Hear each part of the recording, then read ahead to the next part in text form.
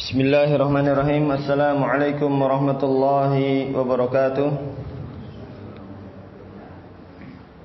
Innal hamdalillah nahmaduhu wa nasta'inuhu wa nastaghfiruh wa na'udzu billahi min shururi anfusina wa min sayyiati a'malina. May yahdihillahu fala mudilla lahu wa may yudlil fala hadiya lahu. Wa asyhadu an la ilaha illallah wahdahu la syarika lahu. Wa asyhadu anna Muhammadan abduhu wa rasuluh.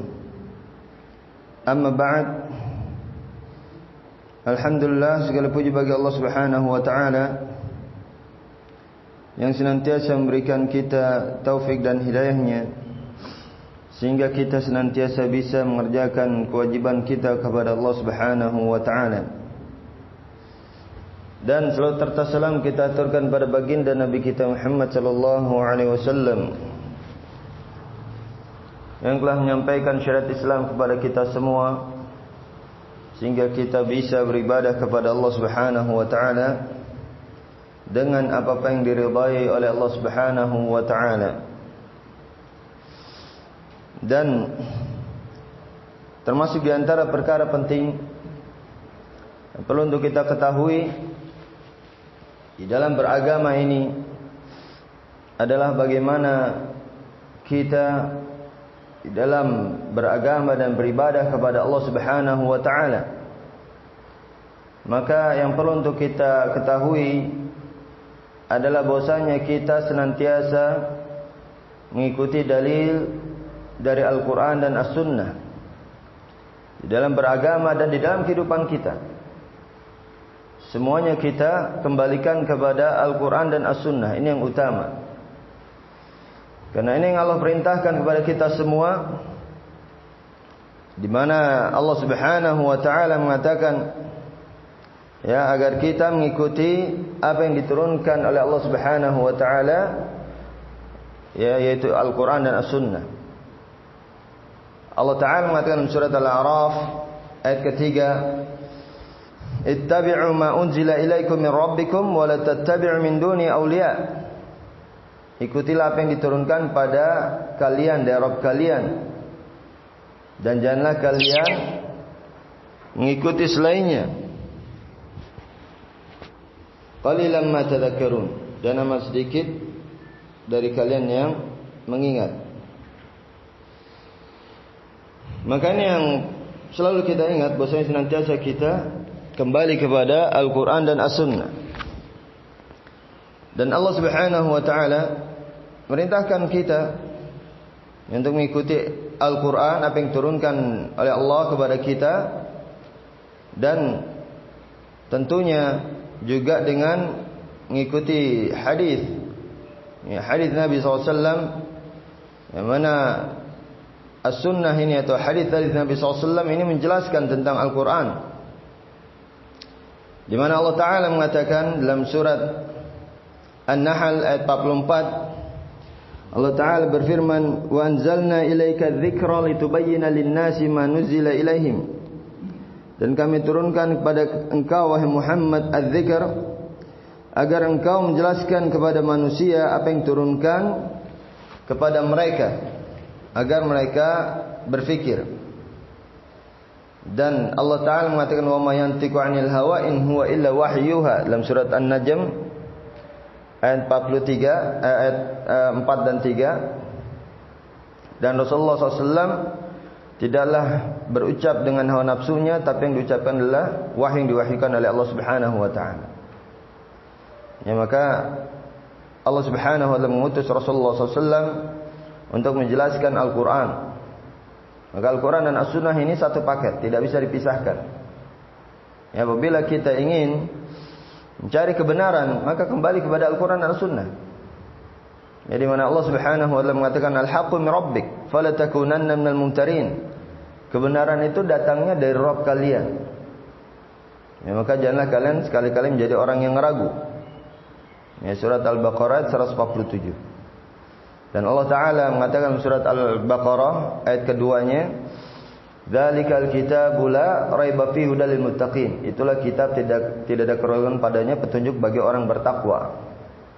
Jadi kalau kita mau cari kebenaran, yang mencari petunjuk, hidayah, kembali kepada Al-Quran dan As-Sunnah. Ini yang harus selalu kita ingat. Ya, bahwasanya Al-Quran dan As-Sunnah ini sumber kebenaran mutlak.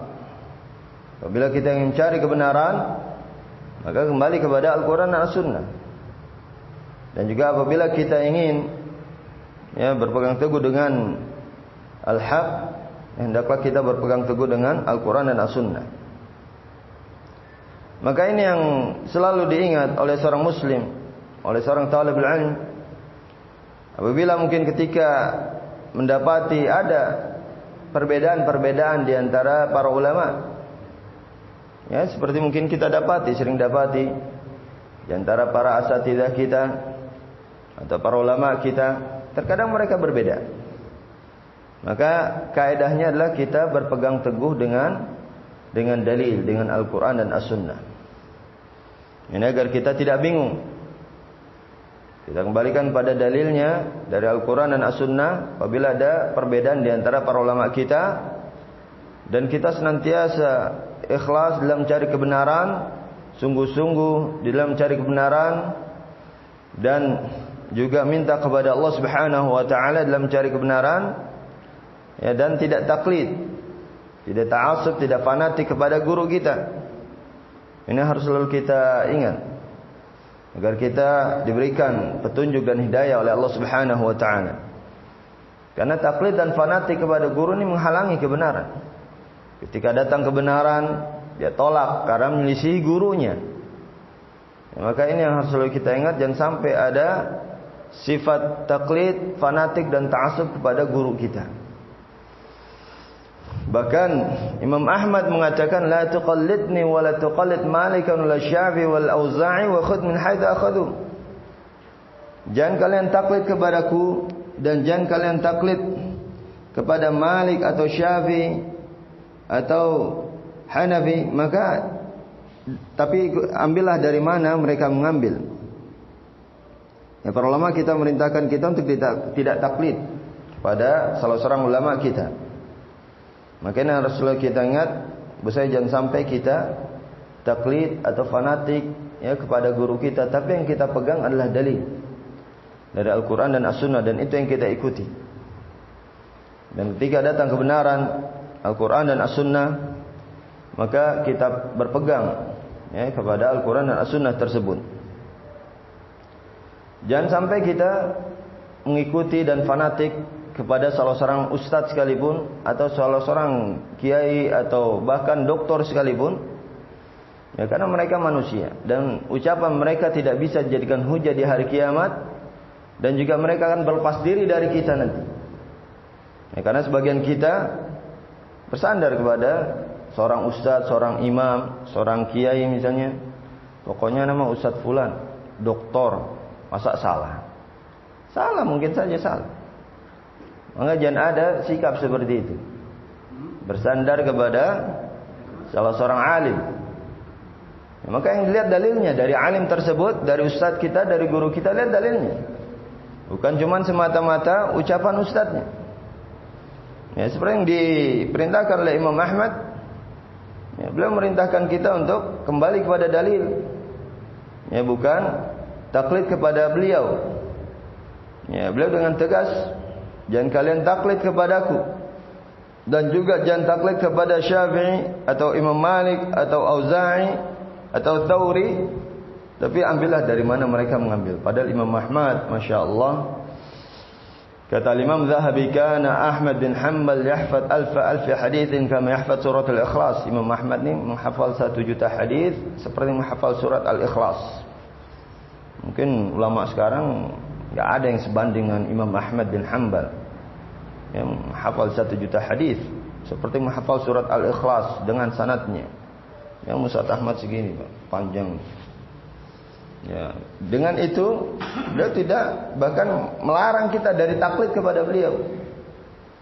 Ya, taklid itu mengikuti seorang dengan tanpa dalil. Ini yang kita hindari. Ya, jangan sampai kita mengikuti seorang dengan tanpa dalil.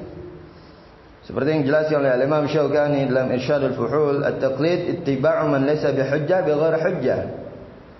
Mengikuti seorang yang bukan hujjah dengan tanpa hujjah. Mengikuti seorang yang bukan hujjah selain Rasulullah SAW, ucapannya itu bukan hujjah di hadapan Allah Subhanahu wa taala. Dengan tanpa dalil. Bighair hujjah, dengan tanpa dalil. Ya, artinya mengikuti ucapan yang seorang ucapannya itu bukan hujjah. Artinya selain Rasulullah SAW itu bukan hujjah ucapannya di hadapan Allah Subhanahu wa taala. Artinya ketika antum ditanya nanti kenapa antum melakukan ini, karena saya mengikuti Ustaz fulan, itu nggak bisa dijadikan hujjah di hadapan Allah Subhanahu wa taala nanti. Karena antum diperintahkan untuk mengikuti Al-Quran dan As-Sunnah, bukan diperintahkan untuk mengikuti Ustaz fulan. Ahlul ilm kita bertanya tentang dalil, fas'alu ahla dzikri in kuntum la ta'lamun. Tapi bukan diperintahkan untuk mengikuti. Ya. Makanya harus kita fahami, yang diperintahkan, ya kita diperintahkan untuk mengikuti adalah dalil Al-Quran dan As-Sunnah. Adapun ahlul ilm, seorang alim itu dilihat dalilnya dan diambil faedahnya, ilmunya. Mereka memudahkan kita untuk memahami Al-Quran dan As-Sunnah, dan Al-Quran dan As-Sunnah itu yang kita pegang. Bukan cuma semata-mata ucapan seorang alim. Jadi ketika kita bertanya sama Ustaz, ini gimana hukumnya Ustaz? Apa dalilnya? Ini harus selalu seperti itu, karena yang kita pegang itu dalil. Bukan cuma semata-mata ucapan Ustaz. Ucapan Ustaz bukan hujjah di hari kiamat. Ya nggak bisa antum ditanya nanti oleh Allah, kenapa kau melakukan ini? Karena saya mengikuti Ustaz fulan. Gak diterima. Ya, karena kita diperintahkan mengikuti Al-Quran Sunnah. Ittiba'u man laysa bihujjah, mengikuti seorang yang bukan hujjah ucapannya. Selain Rasulullah SAW itu bukan hujjah di hari kiamat ucapannya. Bighair hujjah, dengan tanpa hujjah, dengan tanpa dalil. Tapi kalau mengikuti dalil, seorang alim menyampaikan ini fatwanya dan ini dalilnya, kita ikuti pendapat alim itu berdasarkan dalil ini namanya ittiba', bukan taklid. Ya, ittiba' itu mengikuti Al-Quran dan As-Sunnah. Mengikuti Al-Quran dan Hadis. Lawannya taklid adalah ittiba'. Ittiba' itu mengikuti Al-Quran dan As-Sunnah yang disampaikan oleh seorang alim atau kita baca dalam kitab-kitab para ulama kita, itu ittiba'. Itu yang kita pegang dalilnya. Ya, adapun cuma sekedar kita mengambil pendapat seorang alim, ini taklid. Nah, jangan sampai kita taklid, karena ini perkara yang diharamkan secara asal. Berdasarkan firman Allah Subhanahu wa taala dalam surat Al-Isra ayat 36, di mana Allah Taala mengatakan wal taqfu ma laysa laka bihi 'ilm. Janganlah kalian mengikuti sesuatu yang kalian tidak tahu ilmunya. Ya, cuman dibilang ini harus begini. Kita ikuti dengan tanpa tahu ilmunya, Al-Quran dan As-Sunnahnya. Al-Sunnah tidak taklid. Ya, senantiasa bertanya dalil. Karena nggak boleh kita mengikuti orang dengan tanpa ilmu, dengan tanpa dasar Al-Quran dan As-Sunnah. Ya, dalam masalah agama, masalah dunia terserah, nggak pakai dalil. Masalah agama harus pakai dalil. Bertanya kepada Ustaz, tanya dalil. Ya, walaupun mungkin ya, dia akan seperti yang mungkin dijelaskan ya, oleh para ulama kita. Ya, dia bersungguh-sungguh melihat pada dalilnya. Ya, maka ini yang diusahakan, berusaha untuk melihat dalilnya. Dan andaikan salah, maka insyaallah Allah Subhanahu wa taala akan maafkan. Ya, ini keutamaan ittiba'. Apabila kita berusaha untuk sungguh-sungguh mencari kebenaran, kemudian kita salah, maka kata Allah la yukallifullahu nafsan illa wus'aha. Surat Al-Baqarah 286. Allah tidaklah membebankan suatu jiwa kecuali dengan kesanggupannya. Ya. Dan juga kalau kita salah pun mungkin kita akan masuk dalam sabda Rasulullah SAW, "Idza ijtahada al-hakim fa akhta, falau ajrun wahid." Kalau kita sungguh-sungguh, diriwayatkan oleh Al-Imam Al-Bukhari dalam sahihnya. Apabila seorang hakim bersungguh-sungguh dan dia salah, dia dapat satu pahala. Kita udah sungguh-sungguh, ya Allah, saya mau mencari kebenaran, ya Allah, dengan tanpa taklid. Ya, maka insya Allah kalau kita salah pun Allah Subhanahu wa taala akan mengganjar kita dengan pahala karena kesungguhan kita mencari kebenaran. Sikap seorang mukmin yang benar di dalam beragama, kembali kepada Al-Quran dan As-Sunnah dan tidak taklid. Karena mereka yang diikuti akan lepas diri nanti di hari kiamat. Ya, karena kebanyakan kita seperti itu. Oh itu ustadz udah punya pondok pesantren masa salah. Oh itu ustadz S3 masa salah. Udah saya mah tenanglah sama ustadz fulan, apa kata ustadz fulan. Nah, ini taklid, bukan sifat seorang talib ilmu, bukan sifat ahlussunnah. Hanya bersandar kepada seorang, tidak kepada dalil. Ya. Karena nanti dia akan bingung ketika mungkin ustadznya salah, dia bela mati-matian. Oh enggak, ustadz saya begini. Udah jelas-jelas salah kan dibela mati-matian. Kalau hanya bersandar kepada sosok alim. Ya, mungkin ustadznya, kiainya melakukan kebid'ahan, kesyirikan, dibela habis-habisan. Maka sikap yang benar adalah mengikuti dalil Al-Quran dan As-Sunnah. Karena mereka yang diikuti akan melepas diri nanti di hari kiamat. Ya, di mana Allah Ta'ala mengatakan ittabara'u alladzina tubi'u minal ladzina taba'u wa ra'ul 'adzab wa taqatta'at bihimul asbab. Surat Al-Baqarah ayat 166. Ketika orang diikuti berlepas diri dari orang yang mengikuti dan melihat azab dan terputus semua sebab-sebab, akan berlepas diri nanti. Jadi enggak bisa kita bersandar kepada sosok alim. Ya. Nanti kita ngikuti mereka kan berlepas diri masing-masing. Enggak bisa menolong kita nanti di hari kiamat. Yang bisa menolong kita di hari kiamat Al-Quran dan As-Sunnah. Al-Quran hujjatun laka aw alaik. Quran bisa menjadi hujjah bagimu. Yang bisa jadikan hujjah adalah Al-Quran. Kata Rasulullah SAW, Al-Quran hujjatun laka aw alaik. Hujjah itu bisa menjadi pembela kita di hari kiamat. Kenapa kamu melakukan ini? Karena saya mengikuti kalamullah, firman Engkau wahai Allah. Nah, bisa diterima. Jadi kalau kenapa kamu melakukan ini? Karena saya mengikuti Ustadz Fulan. Bukan hujjah. Ditolak. Kamu tidak diperintahkan untuk mengikuti Ustadz Fulan, Imam Fulan, Kiai Fulan, tidak. Kamu diperintahkan untuk mengikuti Al-Quran dan As-Sunnah. Maka ikuti Al-Quran dan As-Sunnah. Ini sikap yang benar di dalam beragama. Dan di dalam menghadapi perbedaan. Ketika kita mendapati guru kita terjadi kesalahan, lihat dalilnya. Ya, mungkin ada yang mengkritisi, ya, memperingatkan, menasihati, lihat mana yang lebih sesuai dalilnya. Atau kita dapati dua orang alim saling berbeda, kita lihat mana yang lebih kuat dalilnya. Walaupun guru kita kalau dia salah, kita bilang salah, walaupun dengan tetap menjaga kehormatannya. Tidak kita bongkar aibnya, tidak, tapi tidak kita ikuti. Ya, tapi tetap kita jaga kehormatannya, tidak kita bongkar. Oh ini Ustadz Fulan ini begini dan begitu, salah dia, tidak paham dia, udah jangan belajar sama dia. Gak boleh seperti itu. Dijaga. Seorang alim ahli sunnah wal jamaah dijaga kehormatannya. Kalau setiap orang yang salah ditahdzir, dibongkar aibnya, gak ada yang selamat. Manusia semua, siapapun, gelarnya apapun, bagaimanapun keilmuannya, manusia mungkin saja salah. Ya, maka sikap yang benar ini yang harus selalu kita ingat kembali kepada Al-Quran dan As-Sunnah. Dan ketika bertanya kepada seorang alim, seorang ustaz, tanya dalilnya. Dalilnya apa, Ustaz? Dan ustaz jangan merasa risih. Tanya dalil. Ini jamaah sekarang udah pada pintar-pintar, dakwah jadi susah katanya. Tiap nanya, bilangnya pakai dalilnya mana, Ustaz? Ya memang harus seperti itu. Harus seperti itu, harus dalil yang dipegang, bukan cuma sekedar fatwa ustadznya saja. Atau ada lagi yang mengatakan itu yang pakai dalil-dalil itu waktu saya belajar SD, SMP pakai dalil. Sekarang udah nggak pakai dalil kata dia. Ini Imam Bukhari, Imam Muslim, para imam madhab itu merintahkan kita untuk mengikuti dalil dan tidak taklid kepada mereka. Seperti yang tadi diucapkan oleh Imam Ahmad, ya beliau mengatakan dalam I'lamul Muwaqqi'in Ibnu Al-Qayyim beliau mengatakan la tuqallidni wa la tuqallid Malikan Syafi'i wal Auza'i wa khudh min haitsu akhadhu.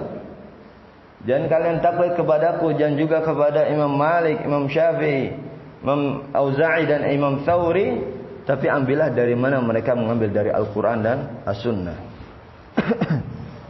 Dan Imam Abu Hanifah lebih tegas lagi.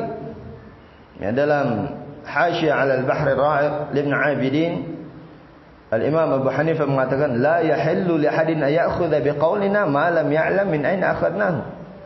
Tidak halal bagi seorang mengambil pendapat kami tanpa tahu dari mana kami mengambilnya.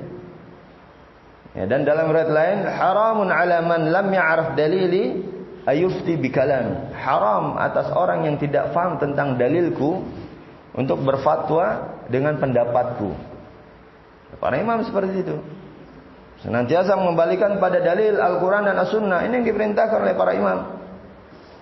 Ya, dan Imam Abu Hanifah juga mengatakan idza shahhal hadits fa madhhabi. Apabila ada hadis yang sahih, maka itulah madhabku.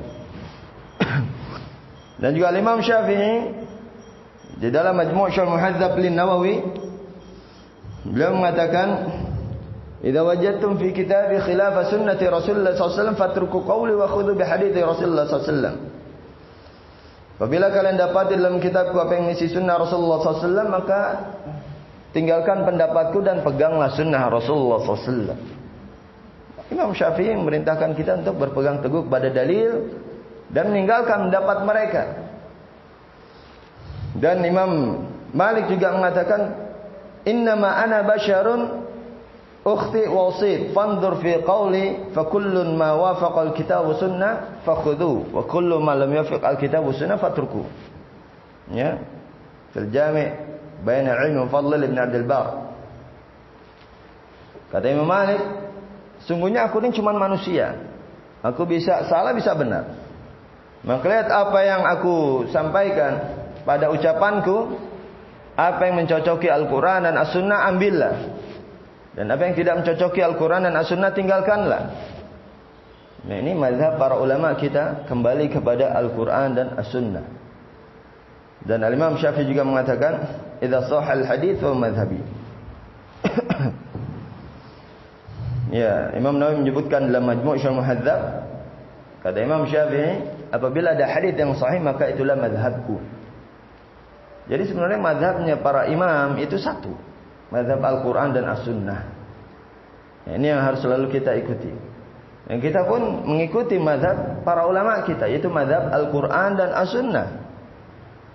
Mereka enggak ada yang berani ikuti pendapat saya yang paling benar. Enggak ada. Karena kebenaran datang dari Allah, dari Al-Quran dan As-Sunnah. Maka kalau antum mau bermazhab, mazhabnya mereka mazhab Al-Quran dan As-Sunnah. Mengikuti Al-Quran dan As-Sunnah. Kata Imam Syafi'i tadi, idza shahhal hadits fa madhhabi. Apabila ada hadis yang sahih maka itu madhabku. Jadi kalau kita kembali kepada Al-Quran Sunnah, kita sudah sesuai dengan madhabnya Imam Syafi'i. Walaupun mungkin menyelisihi perkataannya Imam Syafi'i dalam kitab Al-Um. Tapi kita mengikuti perintah beliau. Dan ini madhab beliau. Madhab beliau madhab Al-Quran dan As-Sunnah. Mengikuti Al-Quran dan As-Sunnah. Imam Abu Hanifah, Imam Syafi'i, Imam Malik, Imam Ahmad, semua. Imam Bukhari, Muslim, enggak ada yang mereka mengatakan ayo ikut pendapat saya, enggak ada. Lihat pada pendapat saya apa yang mengisihi Al-Quran Sunnah tinggalkan. Dan apa yang mencocoki Al-Quran Sunnah ambil, pegang. Itu mazhabnya para ulama kita, itu mazhab Al-Quran dan As-Sunnah. Ini harus selalu kita ingat. Ya, dalam beragama, ketika mungkin kita dapati perbedaan, mungkin dalam masalah fikih, lihat mana yang lebih sesuai dengan kebenaran, dengan Al-Quran dan As-Sunnah, maka itu yang kita pegang. Ya, di dalam khilafiyah. Sehingga kita enggak bingung. Terlebih lagi ketika mungkin kita belajar fikih, dapati khilaf di antara ulama, enggak usah bingung. Ini kaedahnya. Pertama, antum ikhlas di dalam mencari kebenaran. Tidak taklid kepada seorang pun selain pada Rasulullah SAW, ittiba'. Ya. Nanti insyaallah Allah akan memberikan petunjuk kepada antum kepada kebenaran. Kalau salah, insyaallah dimaafkan oleh Allah, bahkan mungkin ya mendapatkan pahala. Ya, kemungkinan masuk dalam sabda Rasulullah SAW, idza jada al-hakim fa akhta falahu ajrun wahid. Sudah sungguh-sungguh mencari kebenaran tapi salah, maka Allah ampuni dan dapat satu pahala. Tapi kalau antum mengikuti orang, mereka kan berlepas diri nanti di hari kiamat. Ya, jadi ketika mendapati perbedaan, lihat mana yang sesuai dengan Al-Quran Sunnah. Kalau salah pun insyaAllah Allah akan ampuni dan Allah akan berikan pahala. Jadi nggak bingung. Ya, mungkin kita agak bingung, ini kok pendapat ini mendapat, bahkan kalau belajar fikih yang membahas masalah khilafiyah sampai kadang fihi sab'atu aqwal, ada 7 pendapat di sini. Paling minimnya 4 pendapat. Imam Syafi'i, Imam Malik, Imam Ahmad, kadang juga 2 pendapat. Karena kami di Yaman itu belajarnya begitu. Ya, khilafnya disebutin, pendapat pertama, kedua. Sebenarnya yang kita bahas di sini Bulughul Maram dan Umdatul Ahkam.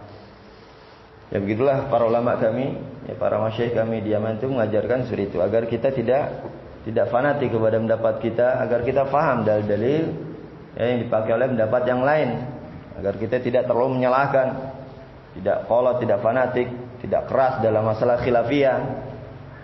Ya, yang penting kita lihat dalilnya, berpegang teguh dengan dalil, maka nggak usah bingung. Dan gitu juga mungkin khilaf di antara para asatidzah kita. Ya, fitnah yang menimpa Ahlussunnah di antara para asatidzah kibar, ya, saling tahdzir, maka lihat dalilnya mana yang benar, dan antum sebaiknya apabila terjadi khilaf di antara para ulama, para asatidzah kita, menahan lisan antum. Ya, biar urusan mereka, ijtihad mereka. Adapun kita tetap menghormati para asatidzah kita, para ulama ul kibar, dan menjaga lisan kita dari menjelekkan salah satunya, ya, dan merendahkan kehormatannya. Karena seorang dai Ahlussunnah ini masya Allah mulia dan dijaga kehormatannya, tidak sembarangan dibongkar aibnya, direndahkan, dilecehkan, dihina. Ya, sebaiknya kita menahan lisan kita, karena boleh jadi mungkin yang ditahdzir oleh Ustaz Fulan dia yang benar, kita nggak tahu, sama-sama Ahlussunnah. Ya, fenomena yang menimpa Ahlussunnah, fitnah yang menimpa Ahlussunnah di zaman sekarang, makanya juga bisa jadikan kaidah, lihat mana dalil yang sesuai dengan Al-Quran, As-Sunnah. Tapi dalam masalah khilaf di antara para ulama yang harus diingat juga, ya, kita tidak merendahkan seorang alim dikarenakan kesalahannya dia. Selama dia Ahlussunnah, min ulama Ahlussunnah, maka tidak direndahkan kesalahannya dikarenakan kesalahannya atau dibongkar aibnya. Karena soalnya seorang muslim itu kehormatannya besar di sisi Allah Subhanahu wa taala, lebih mulia daripada Ka'bah. Kata Rasulullah SAW ketika berada di depan Ka'bah, diriwayatkan oleh Al-Imam Tirmidzi dari Ibn Abbas radhiyallahu taala anhuma, Rasulullah SAW berkata di depan Ka'bah, "Ma a'zama hurmataki walakin hurmatul mu'min a'zam minki." Betapa besar kehormatan engkau Ka'bah, kan tapi kehormatan seorang mukmin itu lebih besar, lebih mulia daripada kehormatanmu. Artinya tidak boleh direndahkan, dibongkar aibnya, dihina, dicaci maki, ya, dijaga.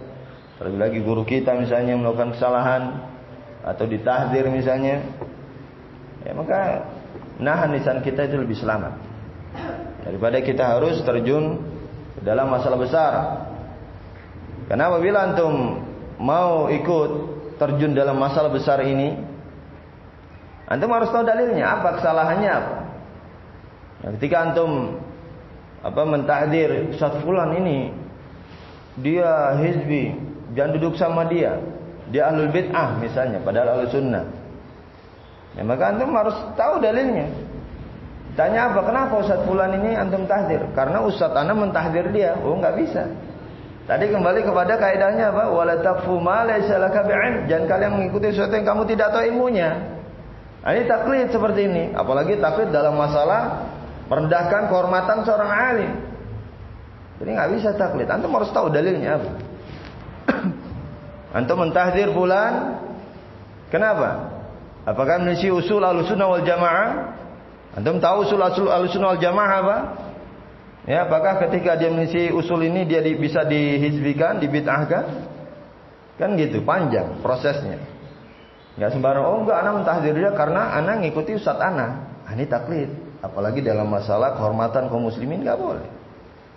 Dalilnya tadi, wala taqfu ma laysa laka bi'ilm, surat Al-Isra ayat 36. Janganlah kalian mengikuti sesuatu yang kalian tidak tahu ilmunya. Tanya, Ustaz, gimana Ustaz? Kenapa dia Ustaz? Antum harus tahu dalilnya. Dan itu pun nanti prosesnya panjang. Antum harus tahu ini kenapa. Antum lihat sana bantahannya apa. Jangan-jangan yang ditahdir nih dia yang benar, guru antum yang salah, bisa aja. Antum harus lihat lagi, ngecek lagi di sana. Jadi kan panjang lagi, ngabiskan waktu antum. Sedangkan mungkin Al-Fatihahnya masih belum beres, ya, mubtada khabar masih belum paham, harus sibuk masalah seperti ini. Ya, kalau untuk bantah-bantahan nanti banyak antum disibukkan. Ada Ustaz Fulan, sesat, Ustaz Fulan, Ustaz Fulan, Ustaz Fulan, Ustaz Fulan, itu antum masih bukan dengan itu. Dengan Al-Fatihah itu masih belum beres. Kan gitu. Yang penting-penting dulu. Seorang talibul ilmi itu fokus pada yang penting bagi dirinya dan keluarganya. Ku anfusakum wa ahlikum nar. Dasar-dasar pondasi ini yang antum perkokoh. Perhatian pada akidah, ya, pada akhlak antum perbaiki, keluarga antum. Ini yang lebih penting daripada kita membantah semua ustaz-ustaz sesat misalnya, habis waktu kita. Dan itu bukan manhaj Ahlussunnah, ya, dan menyibukkan diri dengan bantah-bantahan. Bahkan guru kami Syekh Abdul Muhsin Al-Abbad Al-Badar, Bapak Syekh Abdul Razak, ya, selama ana belajar dengan beliau, enggak pernah sekalipun beliau mengucapkan si fulan hizbi, si fulan ahlul bid'ah, si fulan sesat. Enggak pernah sekalipun. Syekh Abdul Muhsin Al-Abbad Al-Badar ketika ana di sana janggutnya segini, putih semua, sepusar. Umurnya 82 tahun ketika ada di sana. Sekarang mungkin 87 atau 88. Ya, bersama dengan kehebatan ilmu beliau, habis umurnya untuk belajar mengajar di Masjid Nabawi. Bapak Syekh Abdul Razak yang biasa ke Istiqlal. Tapi bersama dengan itu beliau tidak menyibukkan diri dengan bantah-bantahan. Karena apa? Ini masalahnya awalnya ghibah, asalnya secara asal itu ghibah, tahdir-tahdirannya ghibah. Adapun Ustaz antum tahdir Ustaz fulan, urusan beliau, ijtihad beliau, antum enggak usah ikut-ikutan. Ya, antum sibukkan dengan belajar. Dan ini dinasihati oleh guru kami Syekh Muhammad Al-Imam. Beliau termasuk bahkan bisa dibilang ulama paling senior di Yaman. Ya, ulama paling senior di Yaman, Syekh Muhammad Al-Imam, beliau mengatakan yambaghi li talibul ilm ayughliq bab al-jar wa ta'dil.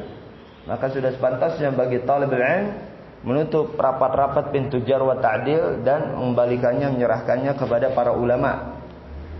Dan terkadang seorang talibul ilm, kata beliau, itu dalam jar wa ta'dil, dalam mentahdzir, mengatakan saudaranya sesat, ada unsur pribadinya, mungkin karena enggak suka, ya, ada ketidaksukaan, akhirnya di situ dia melakukan karena sakit hati misalnya.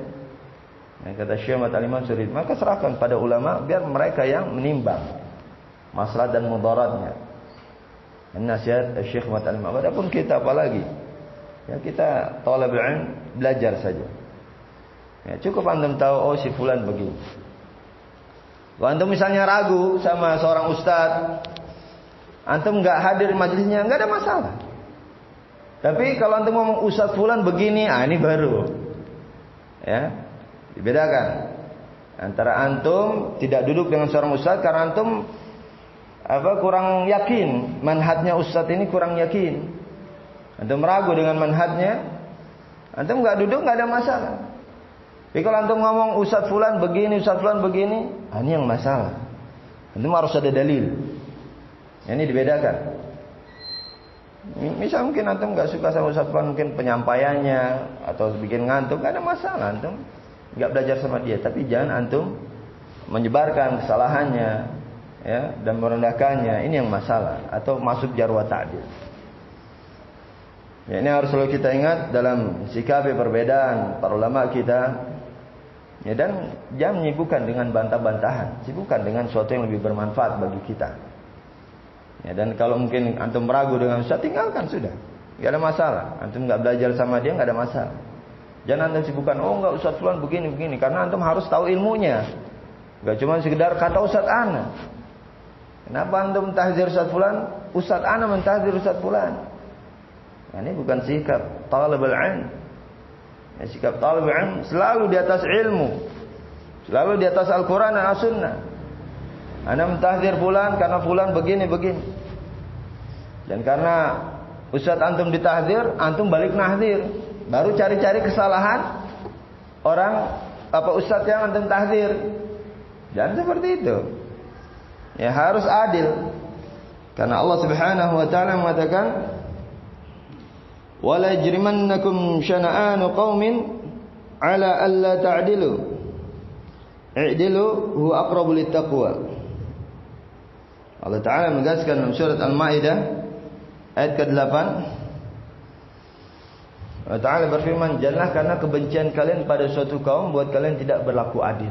Maka berlaku adillah, karena itu sungguhnya lebih dekat kepada ketakwaan."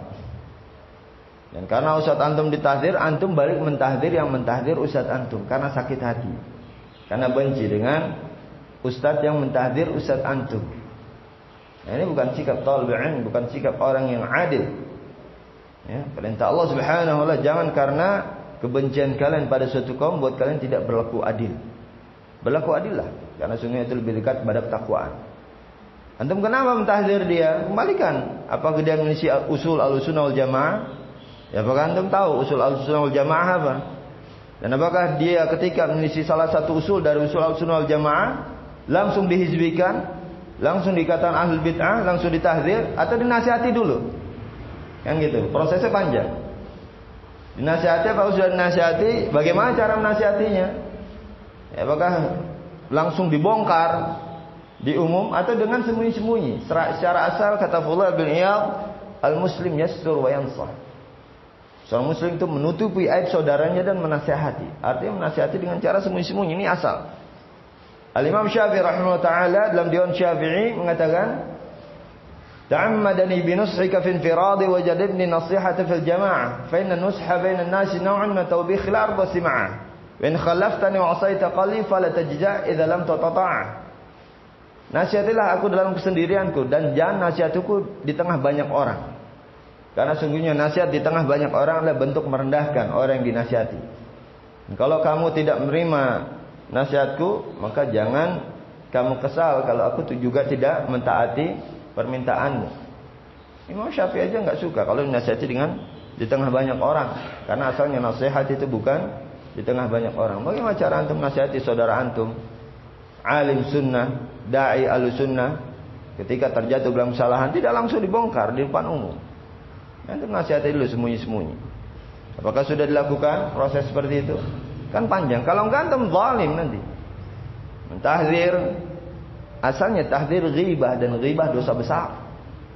Ya, asalnya tahdir adalah ghibah, dan ghibah dosa besar.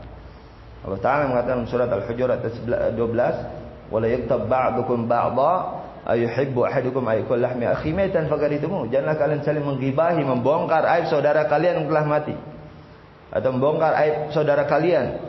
Apakah kalian ingin makan bangkai daging saudara kalian yang telah mati? Ya, dan Al-Imam Qurtubi mengatakan dalam tafsirnya surat Al-Hujurat ayat 12, "La khilafan al-ghibata minal kaba'ir." Tidak ada khilaf bahwa ghibah termasuk dari dosa besar. Asalnya ghibah, ya, mentahdir, mengkritik, bongkar aib seorang alim, ghibah. Dan ghibah termasuk dari dosa besar. Ya, dan juga boleh jadi orang yang kita tahdir adalah wali-wali Allah. Maka urusannya kita urusan dengan Allah. Ya, kata Allah Ta'ala dalam hadits al-Qudsi, "Man adani waliyan faqad adantu bil harb." Barang siapa yang memusuhi atau menyakiti waliku, maka aku akan memeranginya. Ya, ini kita ingat agar kita berhati-hati di dalam mentahdir dan mengkritik para ulama kita. Adapun apabila di antara mereka terjadi khilaf, ijtihad mereka masing-masing, ya, kita hormati ijtihad mereka masing-masing. Kita jangan ikut-ikutan, karena nanti yang bawahan arus bawah ini lebih deras biasanya. Fitnah sana sini, qil wa qal, katanya. Dan sampai kita juga menjadi orang yang penyebab, menukilkan, "Oh Ustaz, antum kata Ustaz fulan ini antum begini." Wah, ini apalagi lebih parah. Ini masuknya tingkatannya dosanya lebih daripada ghibah. Ini namimah.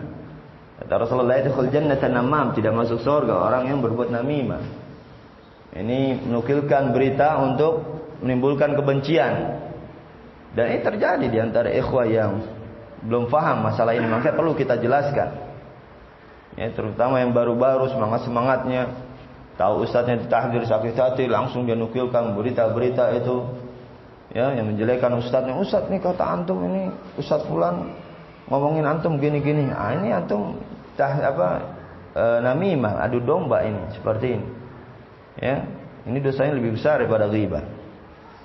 Maka jangan sampai kita menjadi penyebab kerusakan di antara ahlussunnah, ya, sehingga menyebabkan perpecahan, kebencian di tengah-tengah mereka. Maka ini sikap yang benar. Nah, di dalam sikapi perbedaan di antara para ulama, hendaklah pertama kita senantiasa ikhlas mencari kebenaran, at-tajarrud lil haqq, raha.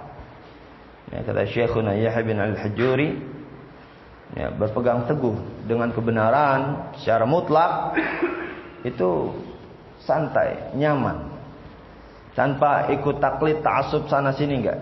Lihat mana yang benar. Hatta walaupun guru kita salah, kita katakan salah, tapi kita jaga kehormatannya. Artinya kita tidak taklid kepada guru kita kalau guru kita melakukan kesalahan. Artinya kita menerima kalau ada yang mengkritik guru kita, tidak langsung kita tolak. Wah, ini salah, guru saya yang benar, pokoknya guru saya. Bukan itu sikap Ahlussunnah. Ya. Tajarrudul haq, kembali kepada Al-Quran Sunnah, itu yang kita pegang. Dengan tetap juga jaga kehormatan seorang alim Ahlussunnah. Hatta ahlul bid'ah ini ada tahapan-tahapannya. Dan nasihati terlebih dahulu. Ya. Boleh jadi Masya Allah ketika antum ada da'i ahlul bid'ah, banyak pengikutnya, antum nasihati 4 mata, kemudian dia terima, Masya Allah, akhi, udah punya banyak jamaah kenal sunnah. Kira-kira berapa pahala yang akan antum dapatkan kalau dia mendapatkan hidayah karena antum. Tapi ini juga levelnya mungkin bukan kita talibul ilm, ya, harus juga para asatidzah. Maksudnya ini juga nasihat kepada para asatidzah yang memiliki ilmu. Coba antum dekati para dai-dai yang menyerukan kepada kesesatan, ingatkan dengan Allah, ingatkan dengan akhirat, ingatkan dengan neraka. Ittaqillah, antum mengajarkan kesesatan, antum akan dapat dosanya. Kata Rasulullah SAW, man da'ila dhalala kana 'alim min al-ithmi tu'atami man tabi'ah la yanqusu dzalika min atami syai'a. Rawahu Muslim dari Abi Hurairah. Barang siapa mengajak kepada kesesatan, maka baginya dosa seperti dosa orang yang mengikutinya, tanpa mengurangi dosa orang yang mengikuti tersebut. Ingatkan. Dia dapat hidayah karena antum ikhlas mungkin berdakwah. Ya, nanti diarahkan jamaahnya kepada sunnah. Ini maslahat yang besar. Daripada kita langsung mentahdzir secara umum, enggak akan ketemu. Seorang enggak akan, jarang yang terima ketika dia direndahkan di depan umum. Jarang. Tapi kalau kita mungkin menasihati dengan 4 mata, secara sembunyi-sembunyi, maka ini kemungkinan besar akan diterima dan maslahatnya lebih besar. Ya, jadi dalam masalah tahdzir, memperingatkan atau mengatakan orang sesat, orang ahlul bid'ah ini enggak sembarangan, harus dengan ilmu di atas ilmu. Karena asalnya la ghibah. Bahkan dai awam atau ahlul bid'ah sekalipun asalnya ghibah, tahdzir kepada mereka. Dan tidaklah diperbolehkan kecuali ada maslahat yang besar. Ya. Asalnya tahdzir ini ghibah dan namimah dan dosa besar. Tidaklah diperbolehkan kecuali kalau ada maslahat yang besar. Dan dalam kaidah usul fikih, Syekh Nasir As-Sa'di mengatakan, syari' la ya'muru illa bima maslahatu khalisah wal rajih. Syariat ini tidaklah memerintahkan atau membolehkan kecuali sesuatu yang maslahatnya itu khalisah, tauhid, iman, salat, ibadah, atau rajihah. Rajih itu maslahatnya lebih besar daripada mudaratnya. Ada mudaratnya, tapi maslahatnya lebih besar. Seperti jihad. Jihad maslahatnya besar. Ya, untuk menegakkan kalimat Allah, untuk menghilangkan penindasan, pembantaian terhadap kaum muslimin. Tapi ada mudaratnya, tertumpahnya darah orang-orang musyrik, orang-orang kafir. Ini asalnya mudarat, tapi tertutupi dengan maslahat yang besar. Nah, begitu juga dalam jarh wa ta'dil, asalnya dosa besar, ghibah. Maka tidaklah dilakukan kecuali ada maslahat yang besar. Nah, jadi enggak sembarangan. Ya, lihat maslahat mudaratnya, dikembalikan kepada para ulama dalam masalah ini. dan dijaga kehormatan saudara kita. Dan juga mungkin ketika kita mendapati perbedaan dengan saudara kita, jangan kita langsung menjatuhkan saudara kita yang beda pendapat dengan kita. Ya, asalnya mukmin itu adalah bersaudara. Ya, dan kita jaga persaudaraan, persatuan kita dengan sama kaum muslimin. Dan asalnya kita bersaudara dengan saudara kita sama muslim, dan asalnya mereka dihormati, dicintai dan dijaga kehormatannya. Ini asal. Ya, asal persaudaraan itu seperti itu. Ya, dan Allah Ta'ala mengatakan innamal mu'minuna ikhwatun. Sungguhnya mukmin itu adalah bersaudara. Ya, ini yang asal. Kita itu adalah bersaudara dengan saudara kita. Dan kita jaga persatuan persaudaraan ini, ya, agar ini yang diperintahkan oleh Allah Subhanahu wa taala kepada kita. Apabila ada perbedaan, kita mengedepankan nasihat. Ya, kita mengedepankan nasihat karena Rasulullah SAW mengatakan ad-dinu nasihat. Dan kita tetap menjaga persaudaraan karena diperintahkan oleh Allah Subhanahu wa taala, dan kita tetap menjaga kehormatannya karena juga ini diperintahkan oleh Allah Subhanahu wa taala dan oleh Rasulullah SAW. Dan Rasulullah SAW juga mengatakan kunu ibadallahi ikhwana. Dalam hadis diriwayatkan oleh Imam Bukhari Muslim, dan jadilah hamba-hamba Allah yang bersaudara. Dan diperintahkan oleh Rasulullah SAW, la tahasadu wa la tanajashu wa la tabaghadu wa la tadabaru wa la yabi' ba'dukum ala bai'i ba'd. Janganlah kalian saling hasad, jangan kalian saling membenci, jangan kalian saling membelakangi, ya, dan jangan kalian menjual dagangan yang sudah ditawar oleh orang lain. Dan jadilah hamba-hamba Allah yang bersaudara. Ini perintah Rasulullah SAW. Jadi asalnya kita mengedepankan persatuan, menjaga persatuan, walaupun ada khilaf di antara kita, tapi kita kedepankan nasihat. Nasihat dengan kelemah lembutan, dengan kecintaan kita kepada saudara kita, dengan dalil, dengan hikmah, bukan dengan cacian makian. Karena menasihati dengan cacian makian diharamkan di dalam Islam. Ya, di mana Allah Ta'ala mengatakan wala tasubbul ladzina yad'una min dunillahi fa yasubbullaha 'adwan bighairi 'ilm. Janganlah kalian mencaci maki sembahan orang-orang kafir yang nanti mereka akan mencaci maki Allah dengan tanpa ilmu. Ya, ini dalam surat Al-An'am ayat 108. Jadi enggak boleh kita mencaci maki kesyirikan, kekufuran, kebid'ahan. Bukan itu dakwahnya Rasulullah SAW, tapi menjelaskan dengan dalil. Ya, caci maki misalnya yang melakukan kebid'ahan ini bahlul semuanya, bodoh-bodoh. Nah, ini sama cacian makian. Nanti mereka benci kepada sunnah, dan ini terjadi. Sunnah direndahkan, dilecehkan karena kesalahan sebagian kita di dalam berdakwah. Ya, Allah Ta'ala melarang kita untuk mencaci maki kekufuran, kesyirikan, dan begitu juga kebid'ahan. Ya, ini harus kita ingat. Dakwah itu bukan dengan cacian makian, bukan dengan merendahkan, tapi dengan dalil. Ini tidak ada contohnya dari Rasulullah SAW. Sebaiknya kita tinggalkan. Dengan diajak berfikir, diskusi. Ya, bukan dengan cacian makian. Apalagi kalau di media sosial udah kayak anak kecil. Ya, mencaci, menjelekan, mencemooh. Bukan seperti itu. Sikap talibul ilm, sikap Ahlussunnah wal Jamaah bukan dengan cacian makian, tapi dengan ilmu, dengan diskusi. Ya, ini harus selalu kita ingat.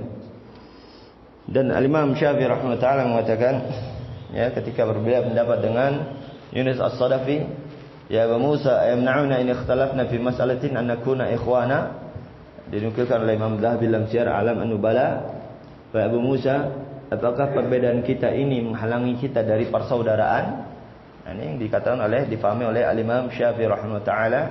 Ya, walaupun mungkin kita berbeda, tapi jangan sampai menghalangi kita dari persaudaraan. Kita saling benci, saling hina, saling caci, saling maki. Ini bukan dari ajaran Rasulullah SAW. Islam mengajarkan untuk bersatu, berukhuwah, dan mengedepankan nasihat dengan hikmah, dengan kelemah lembutan, dengan kecintaan kita kepada saudara kita. Bukan dengan cacian makian. Ya, bukan dengan cacian dan makian. Yang harus selalu kita ingat dalam masalah perbedaan di antara para ulama kita dan di antara Ahlussunnah, kedepankan nasihat, di antara kita. Allah taala, semoga apa yang saya sampaikan bermanfaat bagi kita semua.